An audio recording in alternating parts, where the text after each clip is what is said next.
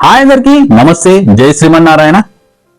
మనిషి చేసే ఏ కర్మ అయినా, కర్మ మనము చేసే మంచి అయినా చెడు అయినా ఎలాంటి అన్యాయాలైనా ఏవి చేసినా సరే మళ్ళా తిరిగి మన దగ్గరికే వస్తుంది ఈ కర్మ అనేది. సాక్షాత్తు భగవంతుడికే తప్పలేదు ఈ కర్మ. కర్మ అనే సిద్ధాంతం నమ్ముకుంటే మీరు ఎలాంటి తప్పు అనేది చేయరు. చిన్న ఒక కథ అయితే చెప్తాను. ఉదాహరణకి, ఒక పేద మత్స్యకారుడు నిత్యం తను చేపలు పట్టి తన కుటుంబాన్ని పోషించుకునేవాడు. అయితే ఒకసారి అతడికి ఒక బంగారు చేప అతడి వలలో పడుతుంది.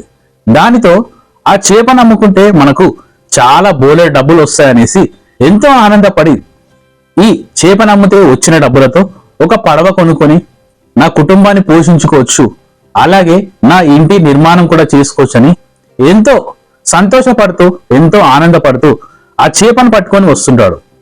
మార్గ మధ్యలో అతడి కంటే ఎక్కువ ధనవంతుడైన మత్స్యకారుడు అతడు చేపను చూసి, ఈ చేప నీకు ఎలా దొరికింది అని అతడి బలంతో ఆ చేపని గుంజుకుంటాడు. ఇతడు ఎందుకంటే పేదవాడు, అలాగే బలం లేకుండా ఉన్నవాడు కాబట్టి అతడి దగ్గర నుంచి ఆ చేపను లాక్కొని వెళ్ళిపోతాడు. అప్పుడు ఈ పేదవాడు, భగవంతుడా నువ్వే నాకు దిక్కు అని ఏమి మాట్లాడకుండా బాధపడుతూ ఇంటికి వెళ్ళిపోతాడు. తర్వాత ఏం జరిగింది పార్ట్ 2లో చెప్తాను. Please do like, share, comment, subscribe. జై